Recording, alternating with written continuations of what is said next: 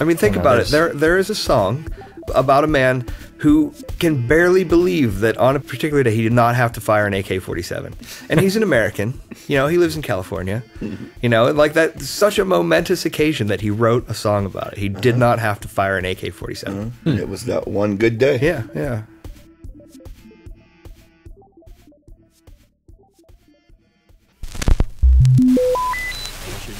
Could split a lot of hairs, hip-hop and rap, especially because rap is a vocal style. Everyone knows what rock and roll is. It's a very large umbrella. It covers a whole bunch of stuff. Could you say that the Gaga gimmick was an afterthought? You know, like she had the songs, but they said, no, you need more. She's definitely one that has the talent. Yeah. Can write, can do singing, songwriting. We started coming out to the West Coast in the early 80s. We saw Kennedy's Black Flag, Flipper, all this, you know, really nihilistic punk rock thing. Man, there's a lot of rules in this thing. You gotta wear this chain that way, and you gotta hate this particular kind of politics. It was just like all these rules, and we're like, what are these rules about? We want to make music. Music. I was ready to be born ready. Oh, yes. Sounds a bit like rock and roll, doesn't it? 10 seconds, guys. From Mind Rocket Studio, between Ohio and Pennsylvania, covering the culture of popular music of yesterday and today. Speaking of music, you're listening to it. With your hosts from the Raw Alternative, Rick Polo, from SYLM, Joe Sinkovich, and Lucas Gola. Here's your anchor, Jimmy Martin.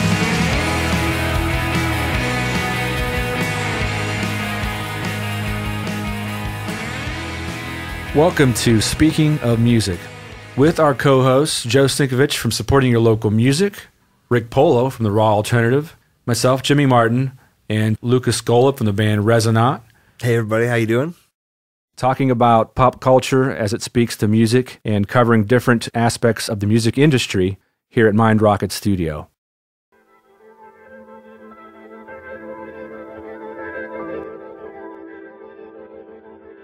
All right, so we're going to have Lucas pick from our questionable questions. If you want to pick one of those out, Lucas, and read it. Right Yes. here. Okay, I'm Be careful. Some of those are sharp. Yeah, they usually are, man. What is your definition of a hipster, and if being a hipster is a bad thing? We had that on last episode, Yeah. so we can go ahead and pick a new one. Yeah, pick a Okay, new I'll one. pick a new one. That's what I thought she just answered. Hopefully it's not the other one. Yeah. All right, what do we got here? Do you like answering incoherent, confusing questions? And if so, why not? There's like 90 of those in there. Yeah. That's the only two questions. I don't know what else you're going to pick out of Wow, there. hold on a second. Third time's a charm, perhaps. Here we go. Is rock and roll a genre or a sound, or is it more of a cultural attitude? And do you consider your music to fall under the general rock and roll umbrella? Okay, yeah, that's a really good question. Thank you, drive-through. Well, a genre or a sound, like rock and roll is a very, you ask about the umbrella, it's a very large umbrella. I mean, it covers a whole bunch of stuff. And, you know, I think that everyone knows at this point, like, what rock and roll is. Like, when something is rocking, you know when it's rocking. You know what I mean? So I would say that is a sound. And then under that sound, I'm going to use sound as a giant umbrella. Under that sound are a whole bunch of different genres, and there's all kinds of different rock. So whatever you like. Like, I like stuff that's, you know, really loud and slow and you know, kind of simple and groovy. And then there's stuff that's like super, super fast. It's whatever you want.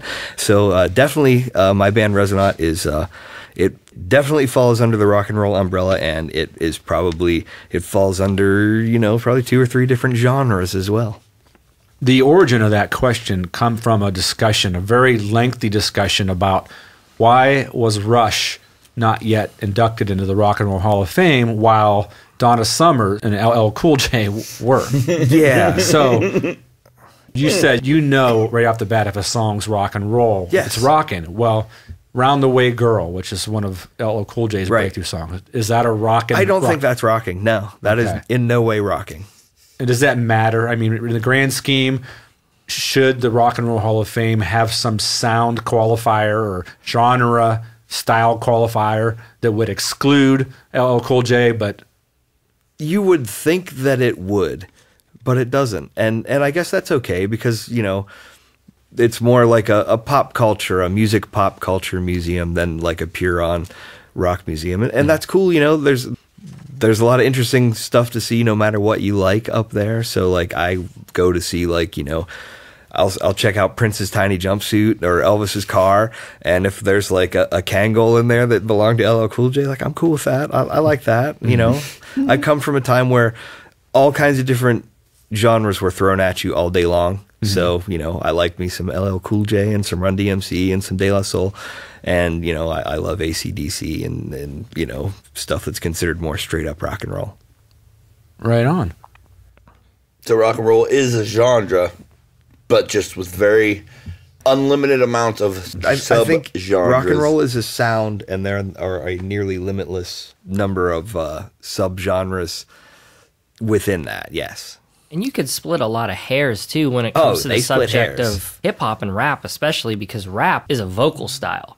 It's not necessarily a style of music. Now, the hip hop end of it is, which is arguably an offshoot of rock and funk, where, you know, the rhythms derive from rock. And obviously, when you get into sampling, you know, and one of the most famous crossover is, you know, when Run DMC sampled Aerosmith's Walk This Way.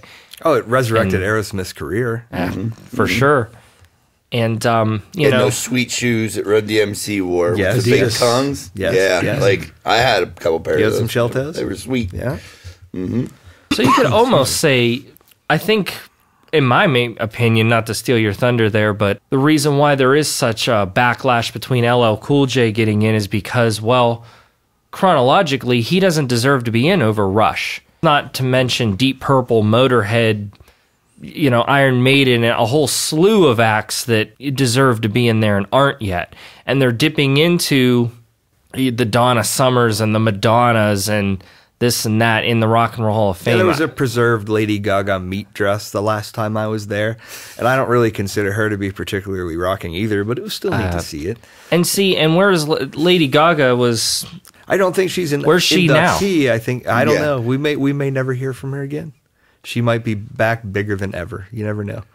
You know, she's actually a legitimately talented lady. Is she rocking? Probably not. She, you know, she is very legitimately talented, and what saddens me is it feels like her whole shtick is contrived. Yeah, There's a group of people around her saying, well, hey, you have the talent, but be edgy and be weird in this area. Right. And it'll appeal to the rock people because, let's face it, in rock and roll, it hasn't been very dangerous in a while. That is true. And where have people found danger? Sadly, in hip hop and pop. Absolutely. You know, rappers are as big of rock stars as rock stars, you know, legendary rock stars. They legendary embrace for that being rock star rock mentality, you right, know? Yeah, they're just as big a rock stars as anybody else. So, you know, that's cool with that. I'm totally fine with. So maybe it's up to you, Lucas, to make rock and roll a little bit more dangerous now. Maybe. It's like up to you. It has been put on your shoulders now. All right. Like I won't always wear safety glasses. Yes. You know. Like yep. Maybe wear open toe sandals on stage. One earplug, not two earplugs. It's not that rock and roll isn't dangerous in a sense. It's just in a mainstream sense. I should clarify that. You know, we talked about him at some point on the show. There hasn't been a Marilyn Manson type figure scaring parents. Nobody's biting heads off of anything bats right now. Yes. Nobody's biting heads off bats. And what scares parents is, you know, a person of ethnic origin with a lot of money and waving guns around. You know, that's what kind of became that element of danger. Yeah. Oh yeah. And yeah, gangsters are dangerous. Yeah. They So are. you know, and there's, you know, the question of artistic integrity, you know, where does it cross in? I mean, think about it. There is a song about a man who can barely believe that on a particular day he did not have to fire an AK-47. And he's an American. You know, he lives in California. You know, like that's such a momentous occasion that he wrote a song about it. He did not have to fire an AK-47. It was that one good day. Yeah.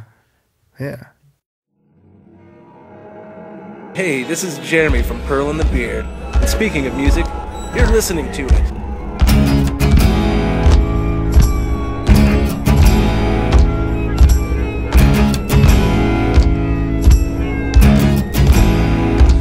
Oh, death is on me and the light is rolling.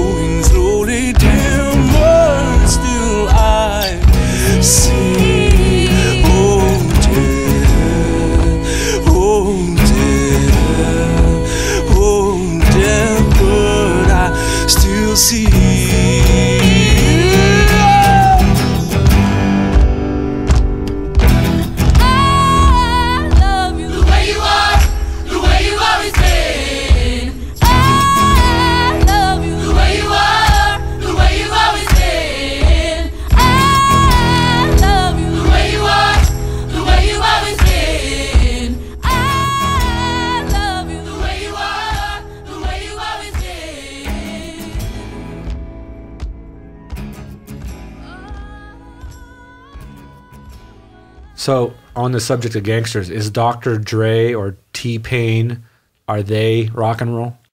Dr. Dre is, I think he's rock and roll. Yeah? If you listen to The Chronic, like the keyboard lines that are on that are so good and so funky, and it grooves enough that I would consider it rock. Wow. Yep. Plus, he's a musician. Yep. G-Funk. Yeah, exactly. Yes. G-Funk keyboards, I'll take them. They count. Okay. I'm giving it to him. That's a style of, and he's also a rapper. He raps over top of it, that's, there's some artists out there, if you want to call them artists, they're more entertainers.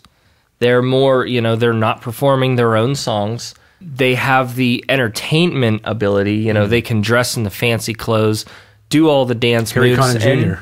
Yeah, they can sing. Harry Connick Jr. is... He's doesn't do amazing. his own songs, does he? He's amazing. Don't you talk about him, Rick. I got tickets to go see him next week. It's lovely. The dude can play. He's amazing. He can play. There's melts just a panties. difference He was on between episode of artists Cheers. and entertainers. Yes, there's a huge difference. A lot of people don't know, but his father is Harry Connick, I assume. Yeah. But going back to the topic of Lady Gaga, could you say that the Gaga gimmick was an afterthought? Like she had the songs, but they said, no, you need more. You need some flaming colors. You need some attitude, a stance for gay marriage, or be provocative, and then you've got a full package that we can put out there. Well, I think I've seen some video of her before she was like, the personality she became. And, I think that there is, she was good. Like she's sitting there, she's singing, she's playing a piano, she was good. She definitely knew what she was doing, but she also appears to be very smart, and she went for a character, and it worked. I don't know who told her to go for that character, if it was a record label's decision or a producer's decision or her own decision, but she became a character, and I guess that's pretty rock and roll. Think of Ziggy Stardust, etc. And she's definitely one that has the talent. Can write, can do singing, songwriting, but is using that shock value to reach more or to get the name out there more, not relying just on the shock value. Right. Yeah. She can back it up. She can back it up. And if I'm correct, I think she wrote for other pop stars too, like the Christina Aguilera. It's possible. It's possible. know. I don't know too much about that, but it's entirely possible. I know a lot of those people, like Linda Perry from Four Non Blondes writes a lot of pop songs for a lot of people that you might not expect. Yeah, she writes a lot of stuff. For the popular music nowadays. Like Pink, she writes a lot of Pink songs and stuff like that. From Steel Standing Entertainment, returning to Youngstown, Revive Music and Arts Festival, Saturday, July 18th. A full day of music featuring Jones for Revival, Vibe and Direct, Five Elements, Jordan DePaul, Haas and the Juggernauts, Demos, Papademos and his band, Northern Whale, Cardboard Cutouts, 2 days until tomorrow, The River Zone, The Classic Cruisers, and The Flying Trees. Revive Music and Arts Festival, Saturday, July 18th.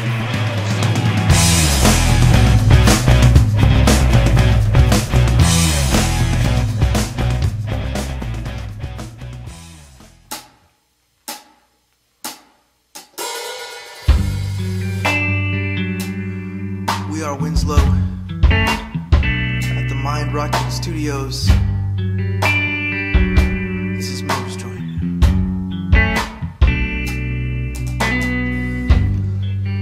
Slow down, moving way too fast.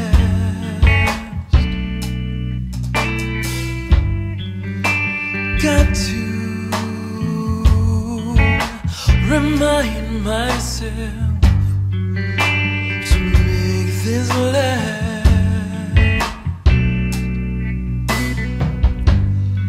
Sometimes I ask myself why I should live this life or be the man I'm meant to be, or if I should even try to survive at all this way.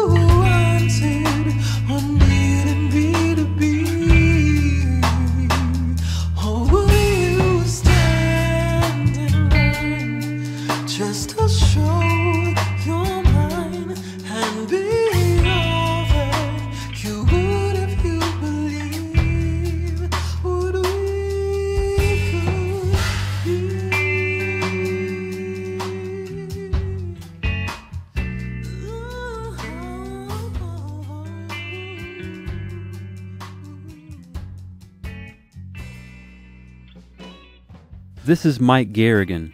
Speaking of music, you're listening to it right now. All right, so now that we have solved the internet once again, we want to talk about some shows. Now, isn't there some talk about perhaps Fist Fight in the Parking Lot coming local to do a show with you guys? Yeah, from Pittsburgh. Fist Fight in the Parking Lot. We're going to try to either get to there or get them here, or both. You know, try to swap some shows around. You know, it was as easy as I just sent them a message. Yeah, it's like, hey guys, you know, we're in a band. It's really real cool because we actually got a spot that we were able to get a show at the 31st Street Pub in Pittsburgh. But the way that they lined it up was kind of weird. They left it to us to line up the whole show for this Pittsburgh show. Yeah, so like it was kind of weird, but we found a few bands that were going to be on it, and then they gave the show to somebody else. They gave the day to somebody else. So, but we'll be there eventually. Right, and out of that, I think. Yeah, we made those contacts with those other guys. So. Cool. And if you haven't heard them, check them out. They are very, very heavy. I know Jimmy's played them on the Jimmy Fro show. That's how we knew about them. You know, I know they opened for Clutch a year or so ago, but they're very heavy, kind of Acid King-esque girl singer. It's really good. Check it out. It's heavy. Right on. If you like heavy, you'll like it.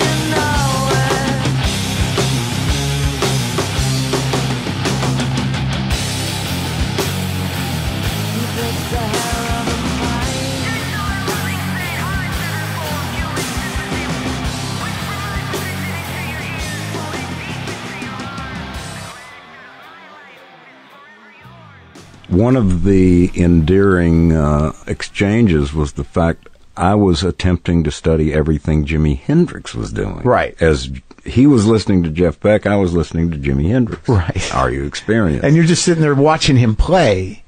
Oh, yeah. He'd say, well, do you know this? And what? I'd go, well, not yet. Come on. What was he, just trading licks? I mean, what were they? Trading licks. And Jimi Hendrix, the Fender Stratocaster was his weapon of choice. Right. And you're a Gibson guy. Well, at the time, I was chasing with the Stratocaster. Oh, you were? Okay. And the Stratocaster has 3 pickups. Right. And there is a little toggle switch with 3 settings. Right. Front pickup all the way front. Mm-hmm. Middle pickup in the middle. And back pickup. That searing lead pickup. Well, Hendrix discovered that if you gingerly moved the toggle switch between back and middle, there was this weird in between. It's a poppy. They make a 5-position switch now. Yeah. I love that sound. That's what Stevie Ray took. Oh, yeah. Yeah. And but they didn't have the 5-way switch then. He invented it. Huh. He discovered sure. it. And then, of course, later they said, well, this is too good. We need to make this. It was not designed. It was a mistake. It was just an anomaly within that little contraption. It was spring-loaded, and early on, you had to be very careful to get it at the sweet spot. Right. But sometimes, if you jumped around too much, the spring would pop it out of place. So then Hendrix took it apart, removed the spring so it would rest easy and not run the risk. So he was a guy, he got into the mechanics of it. He was an inventor. It was just like this, Once again, I want to remind everyone that this is being taped at Mind Rocket Studio in West Middlesex, Pennsylvania. And we thank engineer Josh Roman for producing the show. Come here for all your recording needs. Absolutely. Don't forget to check out some of our sites, The Raw Alternatives, supporting your local music page at Facebook. Check them out. Also, a new podcast from the members of Third Class, specifically Lee Boyle. It's the Nursery Podcast. Really great idea. I'm jealous of this podcast and its format. It's nostalgic, sentimental, it's interesting, it's cutting edge, occasionally vulgar, but in the best way. Nursery Podcast, you can find that at SoundCloud. Also, Youngstown Rock Show on Fridays at Golden String Radio. And check us out on Facebook. Submit your questions. Maybe we'll debate your topic the next time on Speaking of Music. Also, we have to give thanks and say hello and send out a shout out to the Homegrown Show, which is broadcast Sunday evenings from CD93. Is it 93.3 or just CD93? 93.3. Okay, that's what I thought. Sometimes I have early onset Alzheimer's. Thanks for listening to Speaking of Music, and we'll be back next week, perhaps. Thanks. Next, we'll never.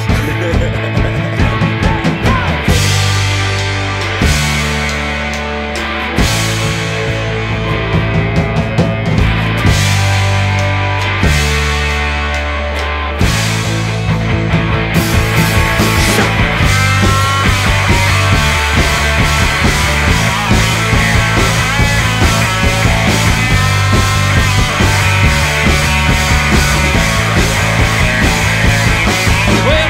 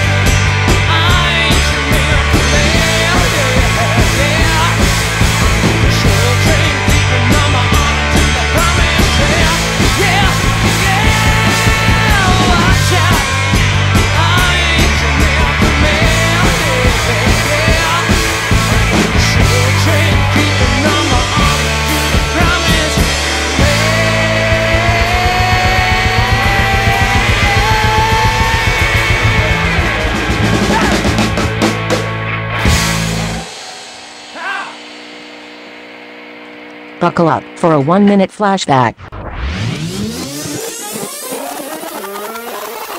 I wanted to play the song by the band First in Space because if you're a First in Space fan, you probably noticed that a portion of our intro is a song by First in Space. And I like First in Space. Those guys are good dudes. Bo Baseman is always out and about. Yes. In his very outspoken. His Yes, punk rock, pop punk angst. He's always around, and I like what they do. I tell you, to see Bo's comments on Facebook and to meet him right at first, doesn't feel approachable, but that guy is very easy to talk to. Oh yeah, absolutely. You know where you stand with him. Yeah, all the time. He's a good dude. So if you see him somewhere, buy him a beer. Yeah. Maybe two. Yeah, he's a good dude. He actually, the first time he saw me play with the White Cadillac, he showed up and he was like, "Oh, cool, you got a lot of drums there. I'm sure you don't use all of those, huh?" And I'm like, "Well, I use the toms enough." He's like, "Well, you don't need all those. You can get rid of it." And after I played, he's like, "Okay, use the toms enough." And that was like the my acceptance from Bo Baseman was that he liked that I used my toms. He plays like a Charlie Watts 3-piece, don't he? Yeah, that's why he told me I had too many drums. But after I was done, he says, "Okay, you use them all. You can keep them." And then we were friends after that. He's so I think that in that band itself, I think that they're trying to do something that is cool and unique to this area. So I'm glad to see that they're going to get some props here. Yes. All right, so the name of the song is Go Away, actually. And again, it's the song we use for our interest. So let's listen to First in Space, Go Away.